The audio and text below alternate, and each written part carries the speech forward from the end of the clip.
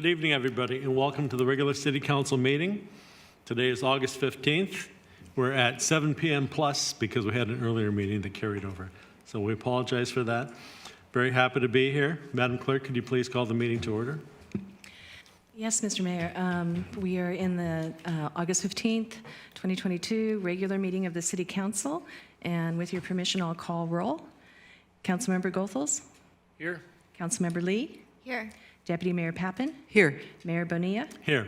And Councilmember Rodriguez is out due to an illness. Thank you very much. Now I'd ask if everybody who is present could please join me in the Pledge of Allegiance. Please stand and face the flag. I pledge allegiance to the flag of the United States of America and to the republic for which it stands, one nation, under God, indivisible, with liberty and justice for all. Thank you all. Please be seated. Before we go to the consent calendar, I want to welcome everybody because we have changed from our previous pandemic mode. We're back, we're in public. We have options for people to attend either here in the chambers or to attend virtually. This is a hybrid council meeting now. So I want to just read this little blurb about how people can access the meeting. Several ways to participate. For those attending in person, there are 3 options to sign in to speak if you wish to comment either on general public comment or on any particular item. So complete a yellow request slip is the first one, and then please hand it to the clerk. Or number 2, scan the QR code, which is at the back of the room on a stand there. Or you can enter the request to speak at the kiosk. There's a tablet there where you can enter your request to speak. And thirdly, if participating remotely, use the raise your hand feature in Zoom and you'll be called on at the appropriate time. If calling in via phone, press star 9 to raise your hand, and when called upon, press star 6 to unmute. These options are for public comment and will remain available until I close the public comment period for that specific item. Thank you very much. So now we're going to move on to, I think, ceremonial items. First is the Safe from Wildfires presentation from the California Department of Insurance. Do we have a presenter here? Oh, there we go. Okay. Thank you, Mayor and Council members, for the opportunity to be here tonight. My name is Mary Beth Bykowski. I'm an analyst in the Community Relations and Outreach Branch of the Department of Insurance, also known as CDI. I'm happy to be here with you and your constituents to give an update on the work we have been doing. So California's devastating wildfires are a call to action. These last 3 years, after some of the most devastating wildfires in our state's history, we have prioritized meeting with wildfire survivors and Californians affected by these wildfires across the state. Since Insurance Commissioner has been in office, we've met with more than 25,000 people in 40 counties and held over 60 events specifically to hear all the concerns around availability and affordability of homeowners insurance, because we needed to take it all into consideration as we looked for solutions. Learning from the public and our first responders, the commissioner started working with the legislature on laws that helped wildfire survivors, including increasing payouts and benefits such as coverage for evacuation expenses and extensions to ALEs, those are the additional living expenses, as well as increasing coverage for building code upgrades. We also implemented a law the commissioner wrote while he was in the Senate, giving temporary protection to more than 4 million residential policyholders in areas that the governor declared a wildfire emergency. This law gives a 1-year moratorium on insurance companies canceling or non-renewing residential insurance policy, regardless of whether you suffered a loss, helping to give people security while stabilizing the markets. We had such a moratorium after the CZU Lightning Complex fire. Additionally, we increased the non-renewal notice insurers must give from 45 to 75 days, allowing more time to find alternative insurance following a non-renewal. So there's a lot more work to do. During all of these meetings, the commissioner, when he was meeting with different state agencies, realized that all the agencies were working in their own little silos. So he was instrumental in creating the Safer from Wildfires framework. This is an interagency partnership between CDI, and the emergency response and readiness agencies in Governor Newsom's administration. Its purpose is to protect lives, homes, and businesses by reducing wildfire risk. We're working along with CAL FIRE, Cal OES, the Governor's Office of Planning and Research, and the California Public Utilities Commission.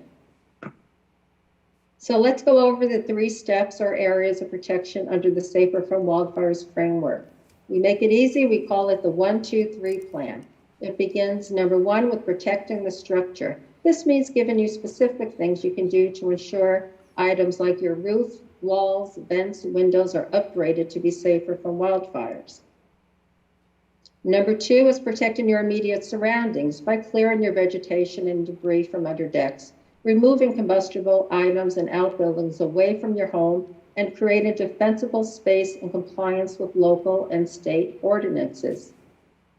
And step 3 is involving the entire community in fire protection. This includes items such as safe evacuation routes with contingency plans, clear funding resources to implement mitigation activities, and programs like FireWise, which brings neighbors together to protect their homes. The community-wide part is critical. By working together, we can do so much more than we can do on our own to make our community safer with this new framework. There's nothing more frustrating than doing a lot of work to ensure your home is safe, but still get dropped because your neighbor's home is a fire hazard. So this framework aligns with recommendations from the state fire marshal's low-cost retrofit list and the fire chiefs across the state, along with recommendations from the Insurance Institute of Business and Home Safety, United Policyholders, among others. These standards are achievable, effective strategies for homes, business, and communities. So the commissioner introduced new regulation based on a really simple concept that came directly from the consumers we have met with across the state. When you do the work, you should see the reward. By making homes and businesses safer, we can bring the risk down and bring costs down too. So these actions are focused on safety and transparency. The commissioner is requiring insurance companies to incorporate this framework into their pricing, driving down costs for consumers. Insurance companies will have to submit new rate filings that recognize safety. Consumers will receive their property's wildfire risk score and the reasons for it. This in the past has been considered proprietary information that they wouldn't share. And CDI will have oversight. And consumers now will also be able to appeal their risk determination when they have done the work. Public input is critical. To ensure we were on the right track, we held a hearing on April 13th that accepted public comments. And now CDI is evaluating all of that input from the public, and we look to have these regulations implemented by summer's end and the new rate files completed by January 23. So that concludes my presentation. I want to remind you that we're here to help you with any of your insurance questions. Please call our hotline at 800-927-4357 or go to our website at insurance.ca.gov. The hotline is manned by experts. We have a 2-minute callback rate. They are the people that can help you specifically with a particular question you have about your own property and policies. And our website is full of lots of information, tips about finding insurance, how to compare your insurers, who is writing in your area if you're having a hard time finding this. So please give us a call if you need our help. Have any questions? Yeah, are there any questions? Seeing none, I want to thank you, Ms. Bykowski, very much for this timely and important presentation. I want to thank also the insurance commissioner and all the staff who work there with you to bring us all the important products that you bring. The office is really very helpful in a very wide range, as you just described, of issues. So appreciate your help. We do have the paperwork that you sent for us to look at, and so we will work to spread the word to all of our citizens and residents here in San Mateo. Thank you very much. Thank you. Okay, so the next item on the agenda tonight is the San Mateo Area Chamber of Commerce with an update.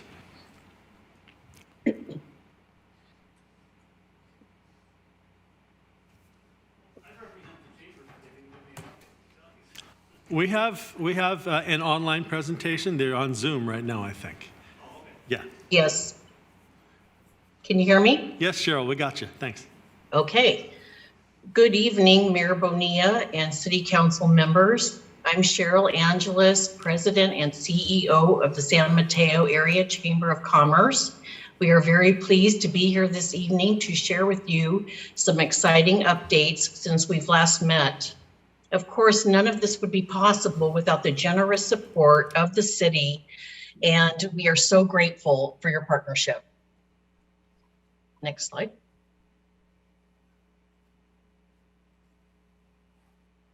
So here are some of our key accomplishments.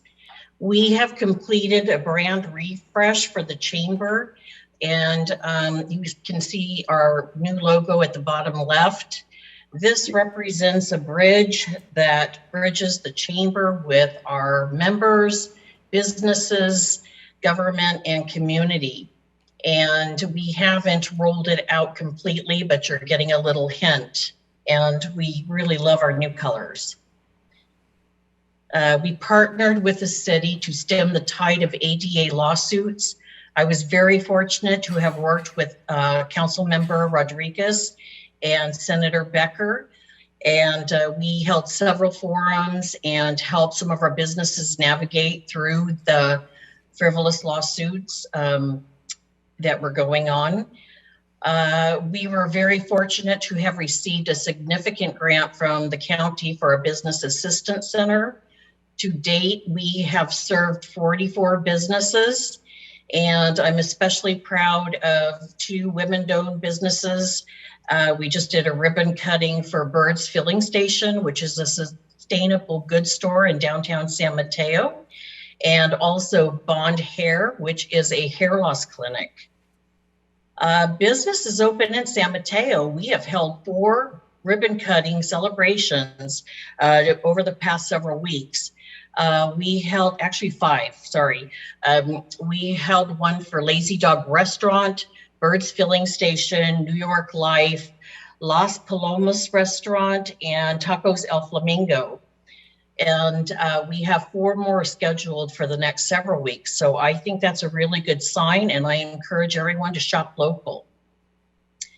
We are planning our Rediscover San Mateo City Fest.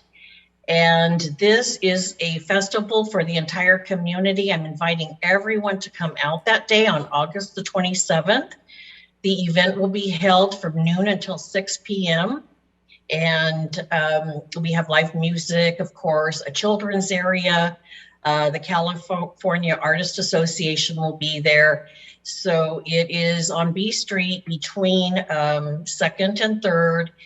It's not only a celebration of a festival, but also in bringing out people to our downtown area to try our amazing restaurants, our bars, our retailers, and bring back commerce to San Mateo.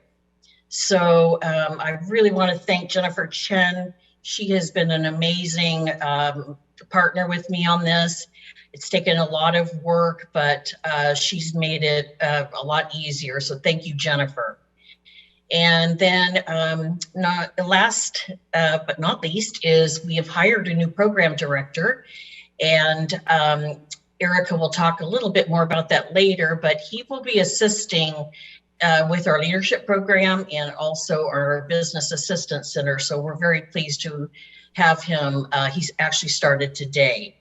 So at this time, I will turn it over to Erica Wood, my colleague. Great, and we can move to the next slide. All right, it's great to be with everyone this evening and extending a hello to Mayor Bonilla and council members. Another key accomplishment that I am really excited to talk about is the completion of our 30th year of the leadership program and the graduation of our 30th class, which you see in the slide in front of you. This class was the first to experience a new and improved format with the goal of really inspiring and engaging them around the idea that everyone has a role to play in shaping the future, and they can be part of building better and stronger communities.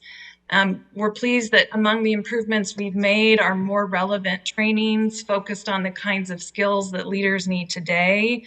And we added a brand new component, executive coaching, which our participants last year said was really transformational for them. As we head into the 22-23 year of the program, we have seen an increased demand, which is great. We have surpassed our enrollment goal by 25%. And now we are 2 weeks out from our opening retreat on August 26th, and I'm still getting emails if there's room to participate. So that's wonderful. And we're especially pleased to have Councilwoman Lee and members of Chief Thrasher's team joining this year's class. I think the highest form of praise is when participants recommend the program to a colleague or friend, and many of the people in the picture did just that. And the gentleman, in fact, sitting in the very front is Stephen Lagos Murphy, who was so inspired by his experience in the program last year that he wanted to come and work with us. And as Cheryl said, he started today, and we're thrilled. So we'll move to the next slide and wrap up. And I will just echo on behalf of the Chamber team and our Board of Directors, we recognize that we wouldn't be anywhere without the city's generous support of our programs, our events, and our organization. And we really, really appreciate partnership with you all on so many fronts. So that's the conclusion of our update. Any questions? Thank you very much, Cheryl and Erica, and thank you to the Chamber at large. I want to thank Jennifer Chen for the honorable mention she got from the Chamber for all the work she's doing to help out. I want to ask, was the mayor present at some of those ribbon cuttings? He sure was. He was at all of them. He has been amazing this year. I think he likes the free food, and I have to say, Bird's Filling Station has amazing English toffee, so you have to stop by just for that. Thank you very much. Okay, thank you all for the presentation. It's been wonderful, and keep up the good work. Thank you.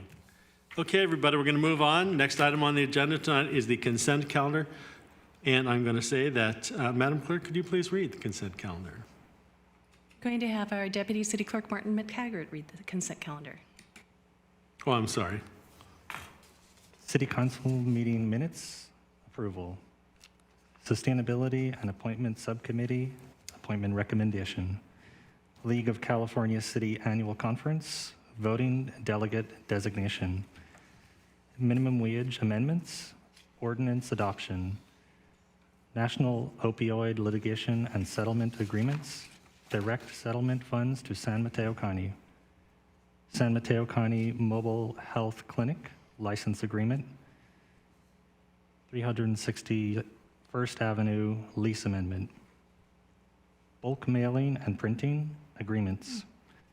Revision of interim child care fund guidelines, approval. East Hillsdale Park construction drawings, agreement. Classification updates, Police Department. Cannabis Tax Fund Grant Program, appropriation and agreement. Cellbrite Premium Software Subscription, agreement and appropriation. Library Materials Acquisition, agreement.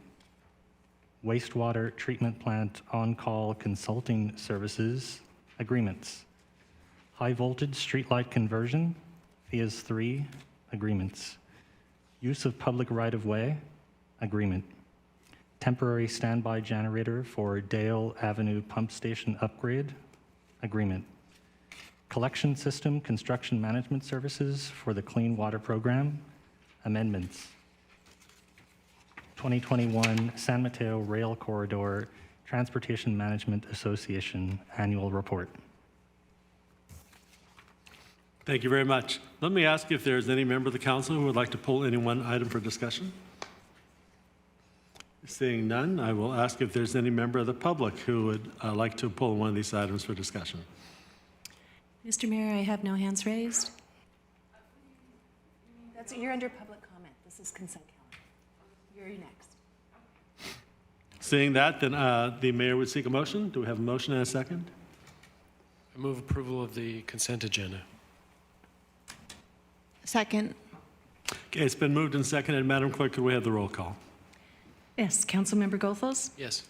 Councilmember Lee, Yes. Deputy Mayor Pappen, Yes. Mayor Bonilla. Yes. Motion carries 4-0. Thank you very much. And now we're going to go on to public comment. This is public comment for members of the public wishing to comment on any item which is not appearing on the agenda. They may address the City Council at this time. State law prevents council from taking action on any matter not on the agenda. Your comments may be referred to staff for follow-up. Public comment is limited to a total of 15 minutes. However, an opportunity for additional public comment may be provided later in the agenda if needed. Madam Clerk, do we have any public comment? We have no hands raised on the Zoom. We do have one public commenter in the House, Mary Ann Pollock. If you could come up to the microphone.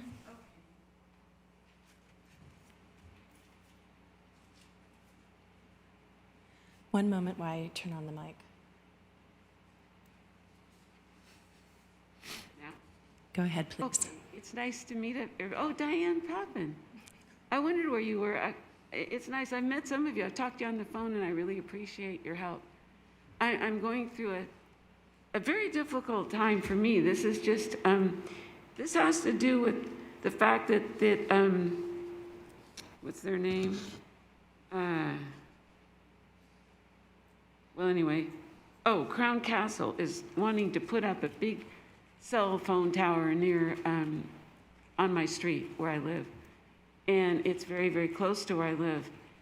And so when I saw that it was, they were thinking of building it there, I got very concerned and I thought, I really want to know all about this cell tower. I want to know all about 5G that's going to be traversing its wires and stuff. So what I did was I really, really spent the last 2 months learning all I could about 5G and all of this whole thing.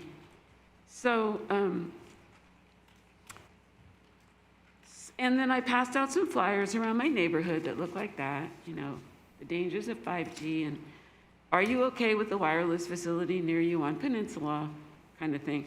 And I talked to a few of my neighbors. They were kind of like in their 50s. They really weren't too concerned about it because I feel that the reason they weren't concerned is they really didn't know anything about 5G other than the fact that it is good for, high-tech stuff. But as far as safety and health concerns, no, they didn't have a clue. So anyway, then I've just been researching on this whole thing of 5G, and I found that the city of San Anselmo and Ross in Marin have passed ordinances designed to thwart 5G expansion efforts over health concerns. They did not want small cell wireless facilities or cell towers in the residential neighborhoods. I don't either.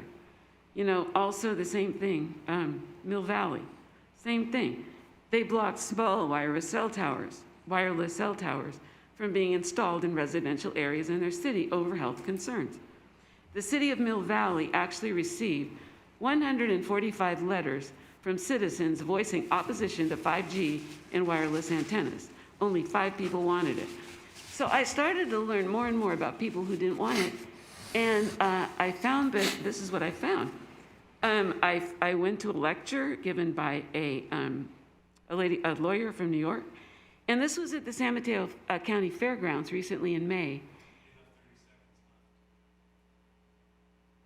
Well, anyway, she was saying that there are 6 countries that won't even allow 5G in their country. And so she talked about those.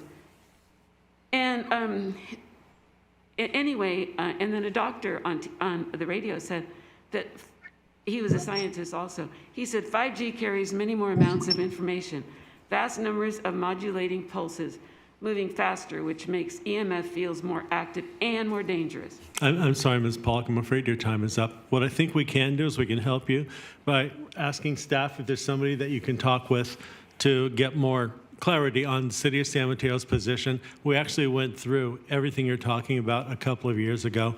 We have a policy. We have information on this. We've received hundreds of comments on this in the past, and we've created a policy, and we're going forward. So I would say, though, your comments are welcomed. Thank you. And we'll see if we can provide somebody for you to talk with. Well, I would like to say, too, though, that, a lot of these towns, they're putting the 5G towers along the freeways. Thank you. not in the- Thank you in- very in much. the Your city time is itself. up. We'd like to refer somebody who can talk with you in more depth. Well, that's not fair. I don't think that's, 3 minutes is the amount of time that's given for public comment. well, can I come next week and do the same thing? You and could. Continue? Sure, you could. Then I would like to do that. You're welcome. But is it a done deal? Am I wasting my time and everybody else's time? Is this a done deal? I think we have a comment from the city manager. Sure, we have our Public Works Director here who can speak with you outside about where we are in the process, and then if you need to get additional information, we can have someone from staff who's not here tonight follow up with you. So, Azalea, could you speak with this resident, please? She'll talk with you about this further. Thank you very much.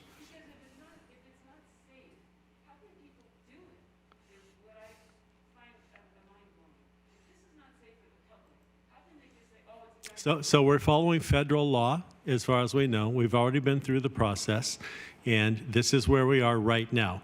Everything is constantly evolving. Please talk with Ms. Mitch, and she'll help you understand where we are. If you need to have further comments, please come back at the next meeting and make more comments. Thank you. Mr. Mayor, we have 3 hands raised on the Zoom call. Okay. Okay, Max Partel, please go ahead.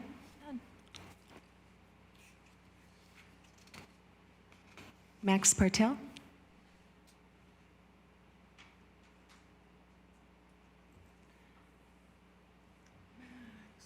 Please unmute yourself. There we go. Can you hear me now? Okay. All right. I'm at the Max Partel. I'm on 152 Franklin Parkway. New development, Victory within the Bay Meadows. And I'm actually literally right now on the playground with my 2-year-old, getting her out of the swing. But I wanted to take this time to briefly bring up something that we've observed over the last 3 years since we lived here. The Franklin Parkway. Setup has been a slow street when we moved here in 2018, December 2018, and now it's developed to a major thoroughfare with the underpass to the Hillsdale Mall. In the time that we've lived here now, 3 years and a couple months, we have seen 3 major accidents. Cars coming from the direction of the police station towards Hillsdale Mall and flipping over the middle lane right around Base, the crossing of Base, where we have a yellow crosswalk for pedestrians, and so a yellow flashing crosswalk. Typically, when I go there with my kids from my home to the playground on Base Road, at least twice a week, I have cars speeding through that crosswalk, even though the lights are on, flashing, and that happens to other people as well. And just last week, on Monday, we had a significant accident with a car speeding at 50 plus miles an hour, and landing in my neighbor's front yard, literally a couple inches away from the wall. I think you've seen probably the photos and videos that my neighbors have shared with you. So in that context, I wanted to ask you if we can consider lowering the speed limit or putting some significant speed reduction measures like a speed trap or speed bumps in place. I know we've asked about that last time, and we've asked about that when it happens for the first time 2 years ago. And the answer so far was always no. And I don't know what it will take for us to get something like that put in place. I hope that it's not going to be someone of any of our kids. We have over 16 plus kids in our neighborhood that are in the range of 2 to 6 to 8 years old. I don't want any of these getting flattened by a car. I'm also the head of the HOA for our Victory HOA, and I think I speak for all of us when I say and ask for these things to put in more safety measures to ensure that no cars come across the middle lane, that maybe there's a speed trap, or maybe there's a camera, or ideally there's a speed bump, that we can slow down traffic on that road to get that handled, because it's going to happen. It's just a matter of time. So with that being said, I think some of the other hands that are being raised in this conversation here are also some of my neighbors that will speak to this as well. And we want to show up and see what we can do to show up in force and make sure that we can make some change. And now my daughter's yelling for me, so I apologize, but thanks for your time. Thank you, Mr. Partil. Thank you. Our next speaker is Wendy Malibu. Yes, hi. Thanks for allowing us to speak on this forum, and thank you for all the hard work to, keep San Mateo a good place to live. I am the home where I actually capture a lot of these accidents with our cameras, and we've, handed them over to the police officers every single time there's a major accident. And to be quite honest, it is very surprising that no pedestrians have actually been hurt yet. These accidents are quite devastating, to cars. So I can't imagine, if it actually hit a person. So yeah, everything that Max said, he's my neighbor, is all true. The crosswalk did help some, but oftentimes we are kind of on the verge of being run over by cars that just either can't stop fast enough because, they just came down way too fast and don't want to get rear-ended, or they just completely don't care. Either way, we got to do something with the speed. And also there's a curve that comes right, kind of a surprise, I think, to some motorists. Because once you go down Franklin and you go towards Hillsdale, there's a bit of a straightaway, and then right around where the new bus stops are, it kind of takes a little bit of a turn. And when cars come down really fast and they're going straight, they're not paying attention, that's where it seems the accidents are all happening, right at that slight curve, right around Curtis Street and Franklin. And they'll hit the medium and then they'll just lose control from that point on. So I think there's definitely like a common point where accidents get triggered, and we would love for the city council and whoever that can help us with this, take a look at that portion of Franklin Parkway and come up with a solution to keep us all safe. Thank you. Thank you. The next speaker is Danny Go.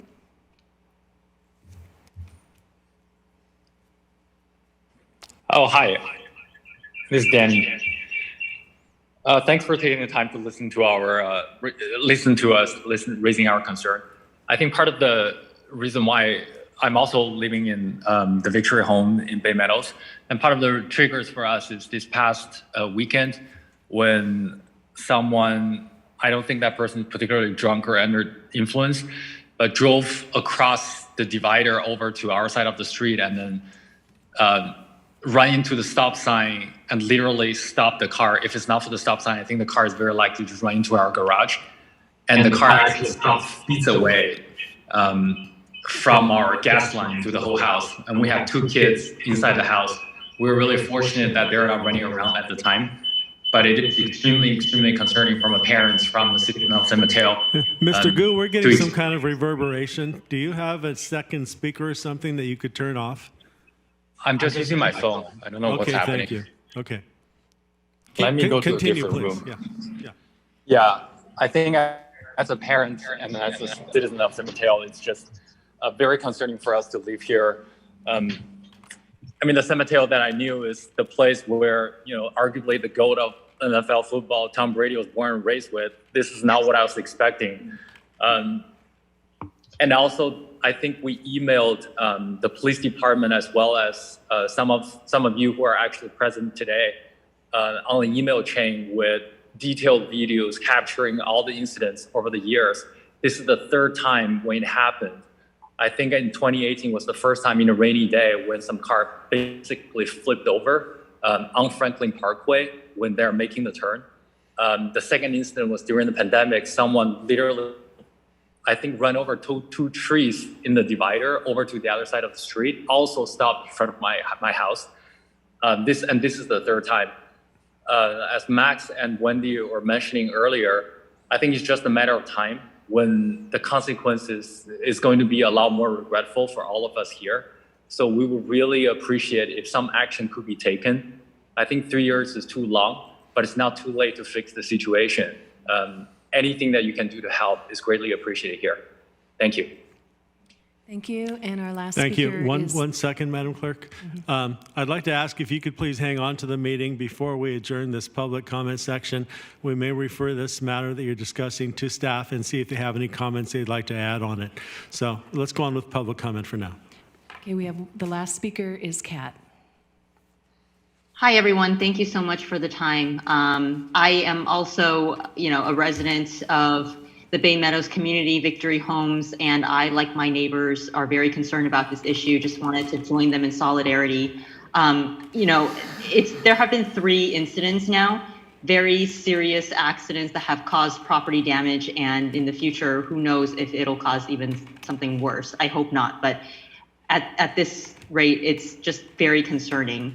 The 3 incidents, there was one in January 2019 where the car sped down Franklin Parkway, and then as it approached the bend in the road, it flipped over and crashed on the sidewalk just minutes after a pedestrian pushing a stroller had passed that very same spot on the sidewalk. And then in October 2019, there was another car that was heading, southwest on Franklin, lost control near the bend, knocked down the trees in the center divider, and then crashed onto the other side of the house right in front of my house. There were car parts literally just feet away from my front door and from the guest room where I usually have my elderly parents stay. So that's very concerning to me. And then the last one is the one that just happened last week where, a car was barreling down Franklin Parkway again, lost control, and then crashed through the median and just landed right into our front yard area, just feet away from our house. I was working and I heard the huge crashing sound, and it scared the living hell out of me. And the fact that this pattern keeps happening, and the city, even though us neighbors have been making a case that something should be done, but nothing seems to be really preventing any of this from happening again. It's just a really frustrating thing, because I have been emailing the city since 2019. I've emailed the San Mateo Police Department, the City Public Works. I've emailed the City and Infrastructure Planning Commission. I've talked to some engineers, and everyone has said, well, Franklin Parkway is a thoroughfare. It's a vein, a major vein. We can't put in all the measures that you want. Well, if we can't put in the measures that we want, then how are we going to prevent these accidents from happening again? This is a very concerning behavior of a concerning pattern of just dangerous driving, and sooner or later someone's going to get hurt. And I really hope that it's not someone from our community, especially the children. This is a pedestrian heavy community. And so, all of us neighbors, we're just imploring the city of San Mateo to please do something about this before someone gets hurt. Thanks. Thank you, Mr. Mayor. There are no other Okay, speakers. thank you very much for your comments. So I want to say that because of the Brown Act, the City Council cannot address these issues because it's not on tonight's agenda. However, we can see if the city manager would like to address these comments in any way. Yeah, sure. I think in the short term, we can look into doing some targeted enforcement on Franklin, as well as seeing about getting the speed trailers out there. We've had them out there before. I just have to check on where they are currently deployed and how soon we could, they would be available for that. But that's, I think, in the short term. And then, longer term, we would need to look at when the last speed study was done on Franklin Parkway, and potentially if we could do another study to see what would be possible in the way of engineering solutions that could help slow things down. I would say those would be the 2 actions we could take to start to look to address this. Okay, thank you very much. All right, now we'll move on to the rest of the agenda for the public, the last item, which is new business. And tonight, the new business is Disposable Food Service Ware Ordinance with an amendment. And we have here Andrea Chow to present.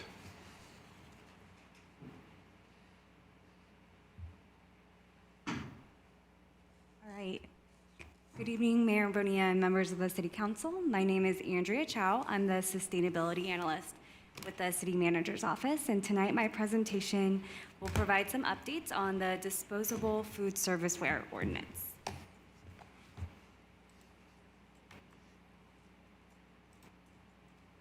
So the Disposable Food Service Ware Ordinance is modeled after the County of San Mateo's ordinance, and its main goal is to reduce single-use plastic foodware waste and require compostable products.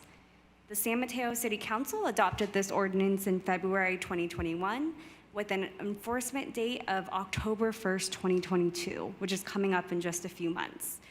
The goal of this long or delay in enforcement was allow food facilities to transition to compliant compostable products and allow them to use up existing inventory that might not comply with the new requirements. The ordinance was amended in March 2022 to align with 2 state laws addressing foodware that came into effect and were adopted in 2021. What staff is proposing tonight is an ordinance amendment to correct a clerical error that was made during the March 2022 ordinance amendment.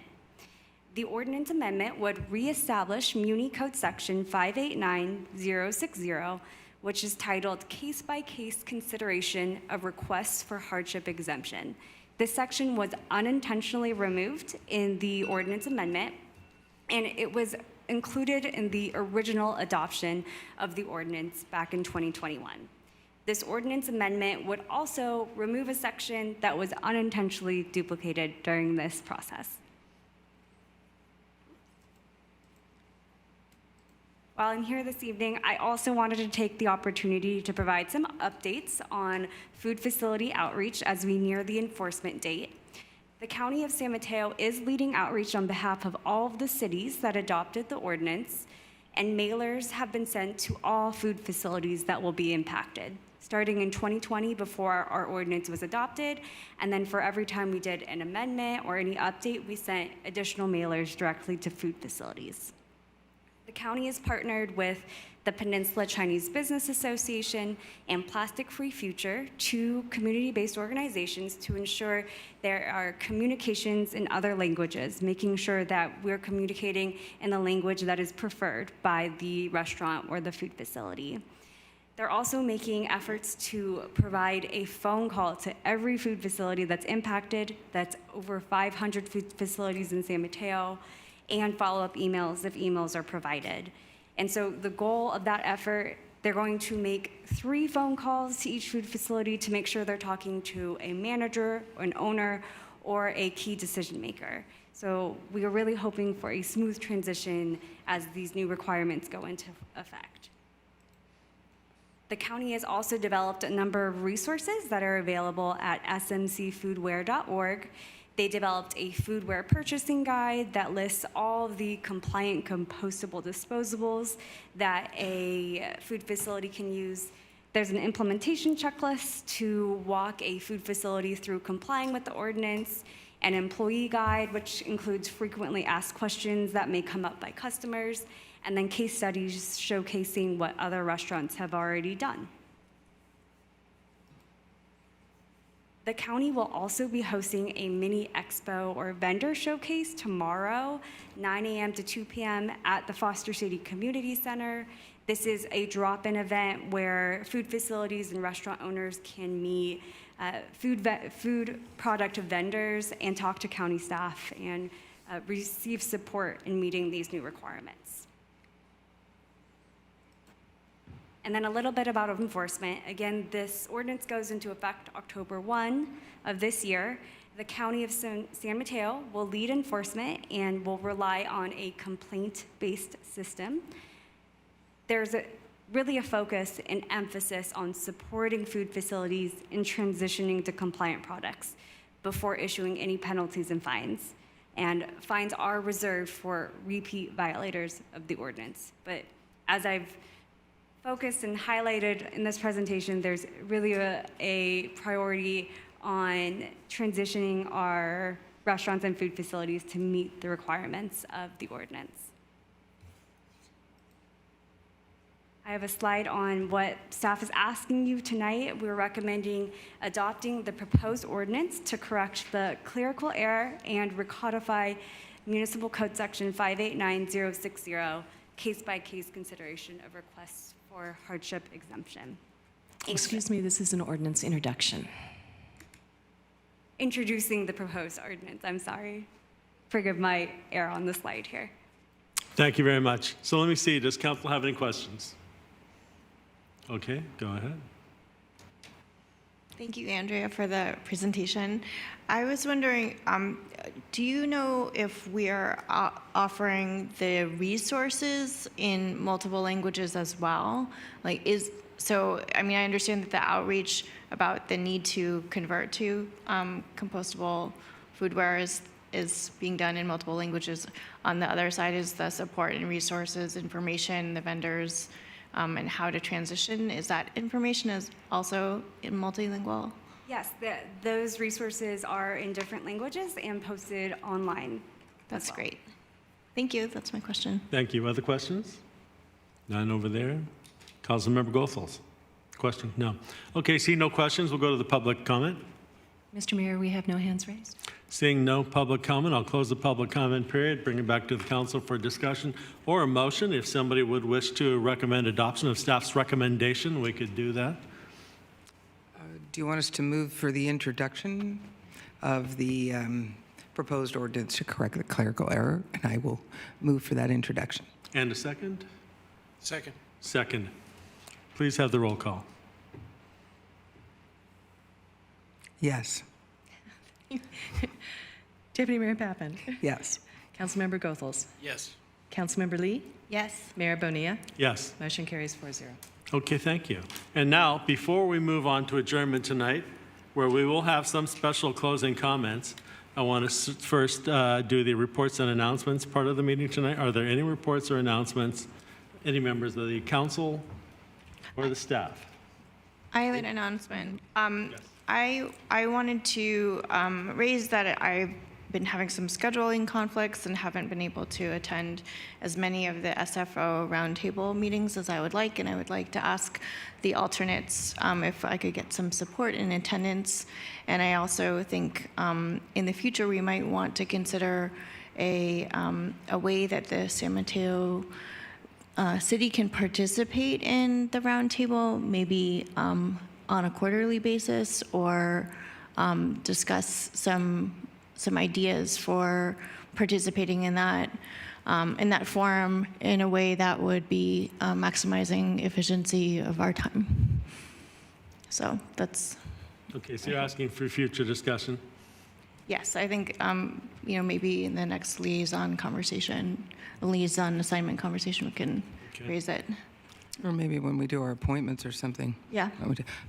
I do have an announcement if you have any more. Okay. So I know myself, and I think some of the other council members have received communications from members of the public about the Planning Commission and conclusions that the planning commissioners made about the intentions of various members of the public objecting to a particular project. It's my understanding, Madam Clerk, we will be taking up the Planning Commissioner's handbook on what date? September 6th. It's scheduled for that. September 6th, right? September 6th. Okay. So I don't know that any of us have responded to those letters. I would like those members of the public to know who have sent in emails and letters about that we will be taking up the Planning Commissioner handbook on September 6th, and I encourage you to come at that time, should you so desire. Are there any other announcements? I wanted to ask that we adjourn in honor of one additional member of our community who passed away. Should I do that at this time? Seeing no other reports, I think it's a fine time to go there. We'll move on to the adjournment portion, and you can start. Doug McCool passed away this last week, and I was honored to be a part of his services. He was my next-door neighbor in San Mateo for nearly 10 years, and I got to be a member of his family because my father and my wife's father both passed away early on in life. He, in many ways, was the only grandfather that my kids ever knew. He was a fantastic neighbor. He served our San Mateo County community for over 40 years in law enforcement. He was a well-known and important member of the law enforcement community. Doug McCool had just an absolute storied career as a detective in both narcotics and homicide. I like to joke that I lived on the safest block in all of San Mateo, but that's actually true. When he walked his dog up and down our cul-de-sac, he took the best care of every single household and all the children on that block and made sure the cars drove safely and made sure that we had a fantastic 4th of July party every single year. He had the bouncy house castle on his lawn every year. We all loved him dearly. He lived a fabulous life. He was a wonderful father, a wonderful grandfather. His legacy in law enforcement is not lost. His son-in-law was the chief of police to the city of Hillsborough, and his grandson currently serves as a sergeant for the South San Francisco Police Department. He will be missed dearly. I told one additional story in his honor. One of the great things that he did was he would have the fire department bring the fire truck on the 4th of July, and it was always a big hit with the kids. And he always used to joke that I brought the fire department to our cul-de-sac as well, but I did it by lighting my house on fire. A very different experience. We love Doug. His family is in our thoughts, and we will miss him dearly. Thank you very much. And we will include him in the moment of silence that we'll have at the end of this meeting at adjournment. So I want to add some other comments additionally. The council recently became aware, and it's with great sadness, that the San Mateo City Council announces the passing of Jan Lamphir, an outstanding community advocate, avid volunteer, and friend to all who had the pleasure of knowing her. Jan passed away on July 19th, 2022. Jan and her husband Dave joined our community in 1972, and from 1978 to 1994, Jan worked as a secretary at Abbott Middle School. Jan and Dave volunteered at many major community events and could often be seen serving cookies and juice to our first responders.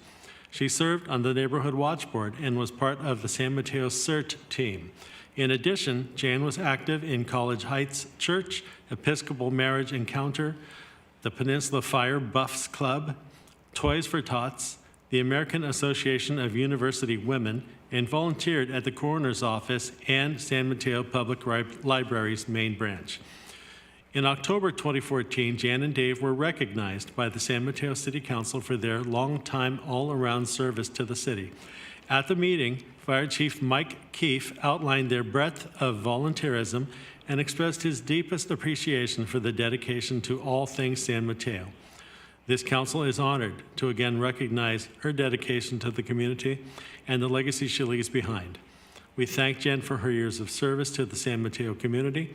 She will be dearly missed. We will adjourn in her memory following a moment of silence for both her and Mr. McCool, who Councilmember Goethals mentioned.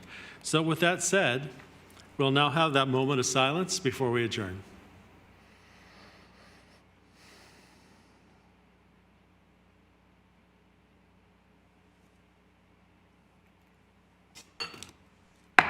Meeting is adjourned. Thank you.